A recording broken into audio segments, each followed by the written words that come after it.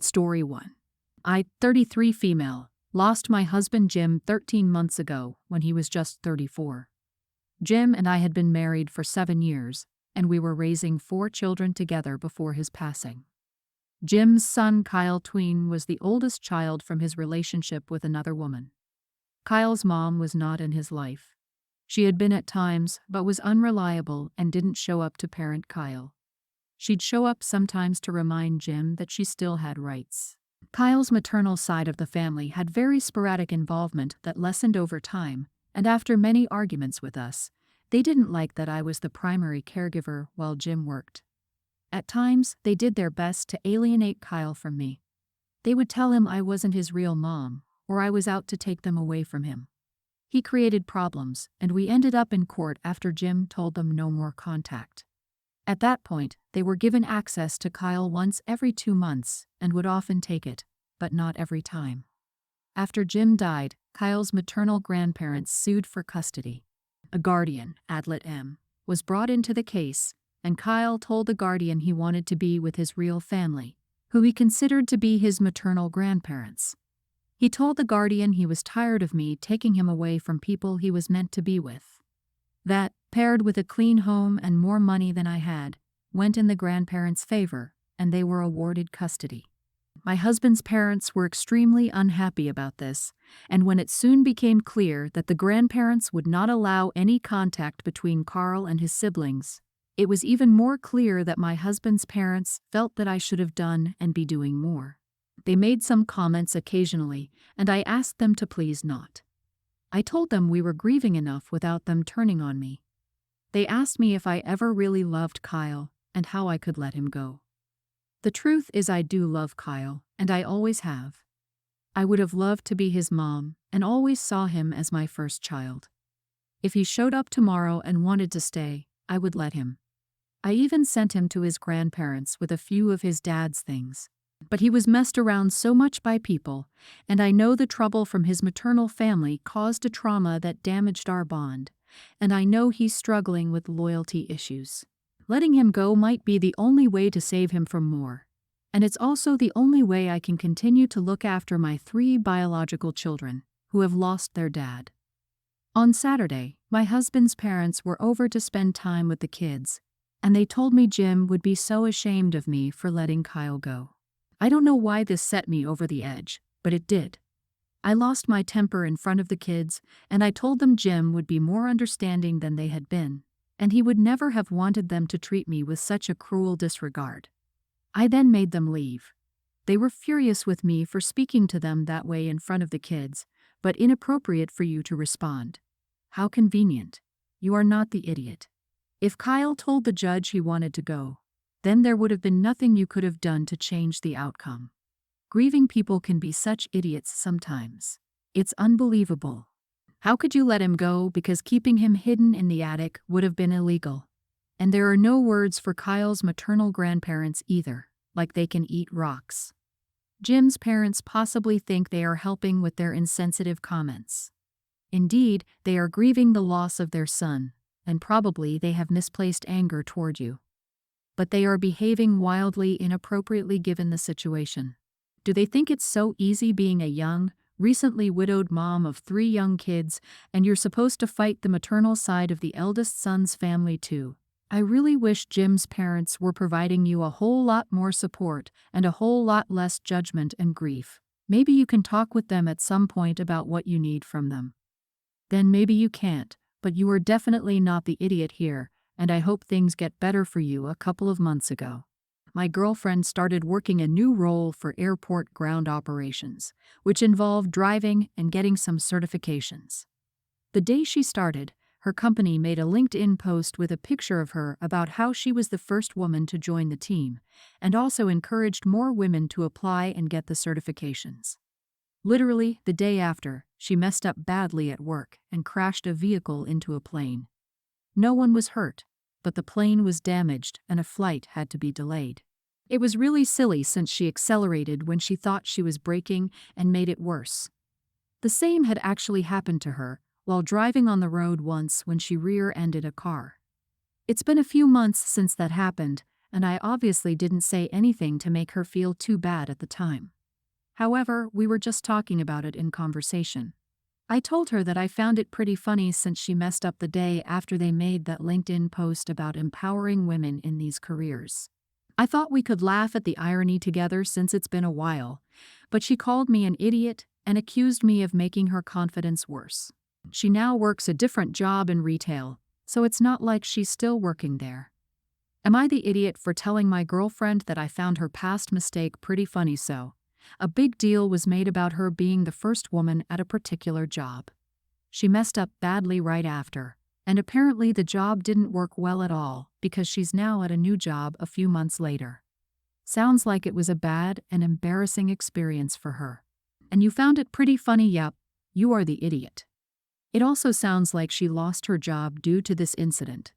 If she was still at her job going strong, it would be funny to the person. She'll soon be your ex-girlfriend. Learn to read the room, dude. When someone has an experience that's embarrassing for them, they need to be the one who makes the first joke about it. And until they do, zip it. Hey, honey, do you remember a couple of months ago when you embarked on a new career, were working on your certifications, and your company even used you as a path-breaking woman? And then, do you remember how you messed it up, embarrassed yourself, got fired, and now have to work retail? Wouldn't it be funny if someone thought the whole thing reminds them of a misogynistic trope about female drivers? Because I do. You have obviously never asked her how she felt about this.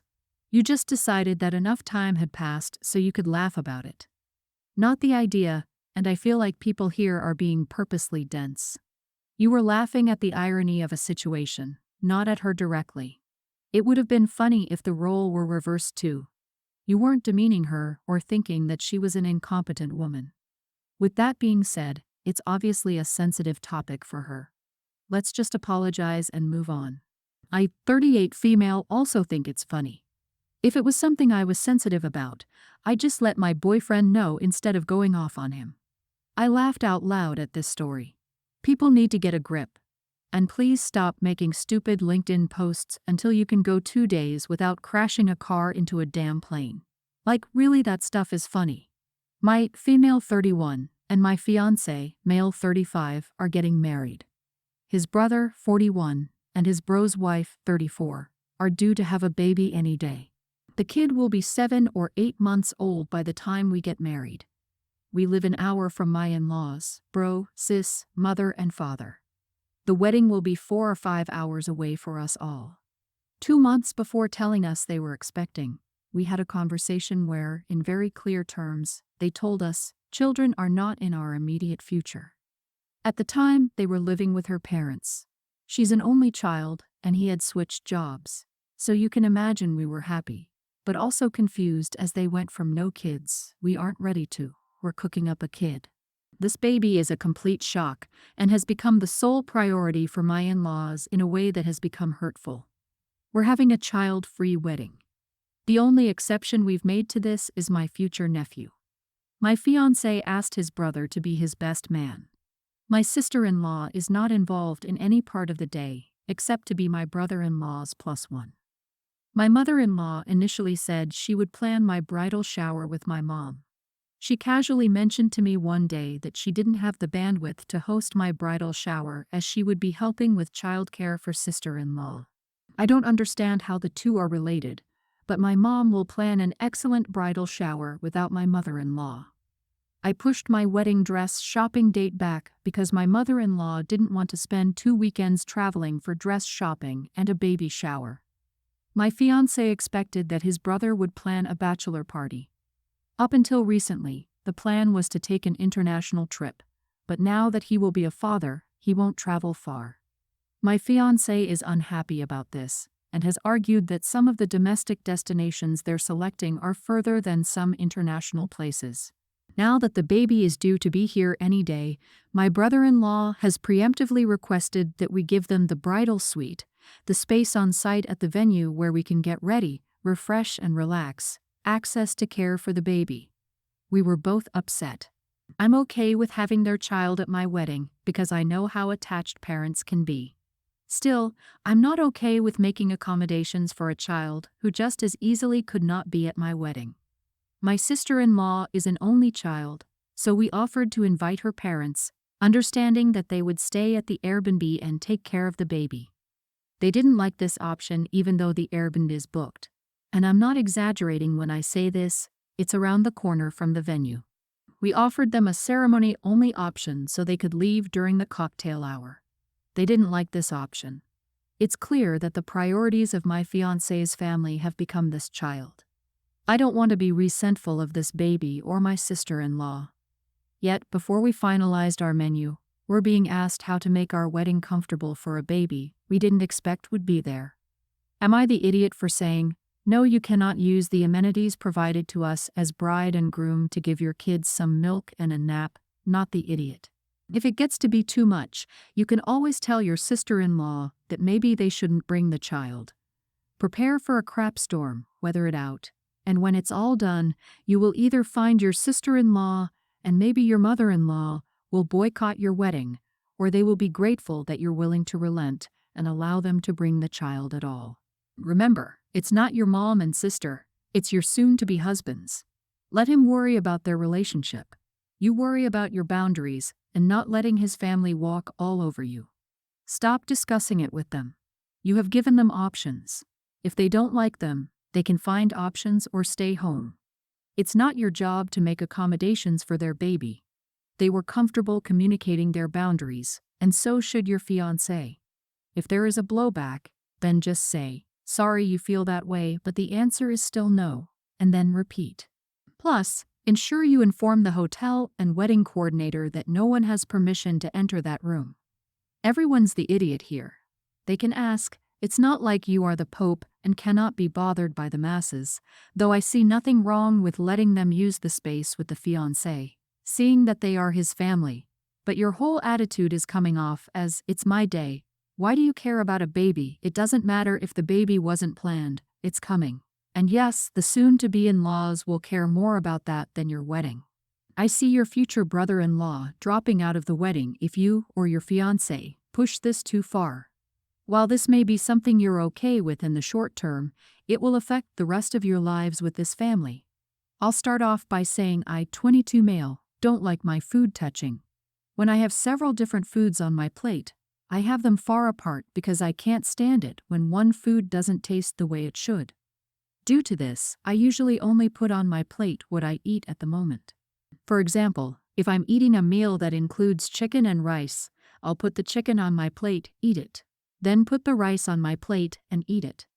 This isn't usually a problem at all, except in restaurants where I just deal with it and try to push the foods apart as much as possible. My mom never liked this and always scolded me for it, but it wasn't an issue again after I moved out. That was until a few weeks ago when my girlfriend, 24, got annoyed by it. We were eating dinner, and she complained that I was eating like a toddler. I didn't exactly respond and just went on with my meal. I'm usually the one making dinner, and we don't see each other over lunch, so for the past few weeks I've been making foods that are just one kind, like spaghetti, foods where you don't have several different subcategories, and it's just one thing, to avoid her getting upset about how I eat again. Now she's caught on to it, and is upset at me that I'd rather cook something entirely different than eat like an adult. That kind of hurt me, so I asked her why it's an issue, because it doesn't affect her at all, and it's easier for me to eat this way. Now she keeps making comments about me being a man baby, and I'm considering if maybe I should just be less difficult and pull it together. None of my friends understand the situation, and that it's hard for me to eat foods that are touching other foods, so I'm hoping somebody here could tell me whether I'm actually being unreasonable, not the idiot, as long as you don't make a fuss out of it when you eat somewhere else, but the way you wrote it, you just deal with it. Why is your girlfriend making such a stink and insulting you? It's not her business to police how you eat, and insulting your partner because you don't agree with how they're eating their food is a huge no-go. I suspect other people have noticed and just said nothing because it doesn't impact them, and they aren't rude. Opie, you didn't mention it, but is it possible you're neurodivergent and have some sensory issues? That's kind of what this sounds like to me. In any case, your girlfriend is kind of an idiot. I don't get the big deal over how someone eats. Doesn't strike me as a problem. I'm sorry, but you are the idiot. You're not doing anything harmful on purpose. Still, many people find picky eaters annoying to hang out with because they constantly spend extra time and energy finding specific foods they agree to eat, or in your case, separating your foods. Not everyone wants to deal with a boyfriend or girlfriend who acts like that. If you want to stay with her, consider working on that, or she can start accepting you for who you are, or you can break up. My wife and I just welcomed our first, and likely only, child at Christmas time. My mother-in-law came to stay with us and help. She wasn't helpful at all. She constantly disagreed with how we were doing things. She did nothing around the house except help with the baby. So my wife did a bunch of housework instead of relaxing. I would get home to an exhausted wife and her mom who fought me for time with my kid. I would make dinner for the three of us and do what I could to get stuff done around the house before passing out and starting over the next day. I tried talking to my wife about it, but she won't stand up to her mom. I tried talking to her mom, and she said she's not here to be our maid. She's only here to help with the baby. I got sick of it. I booked her a ticket home. 3 days before the flight, I thanked her for all her help and told her we would take care of things from here on. She's angry. She says that I'm ungrateful for everything she's doing for us, and that she took time off work to help. She started crying about it on social media. Some of her friends and family were joining in saying I was unappreciative. She drives older adults around to appointments. She makes about $2,000 a month. It's not a full-time job. So I gave her $3,000 and said that we appreciate that she lost wages by helping, so that should cover it. I commented on all her posts that she'd been paid for her time, and thanked everyone who reminded me that she'd lost money to help us. She's back home now and whining that she cannot see her grandbaby every day. My wife thanked me for handling it, but some people now say I was heartless for making it all about money. I can't win, but I don't think I'm the idiot like my mother-in-law is saying. Not the idiot. If she's there to help, then she's there to help. Not just to hold the baby and make more work for you guys. My wife thanked me for handling it. This tells you all you need to know. Her opinion is the only one that matters. You did good. Now enjoy this time with your wife and new baby. Congratulations, exactly. If you're staying with someone who just had a baby, the help should be cooking, cleaning, doing the laundry, and maybe watching the baby so the mom can take a nap or shower. But your primary focus should be taking care of the mother so she can take care of the baby. Your mother-in-law is an idiot. Good job, Dad. Thanks for listening.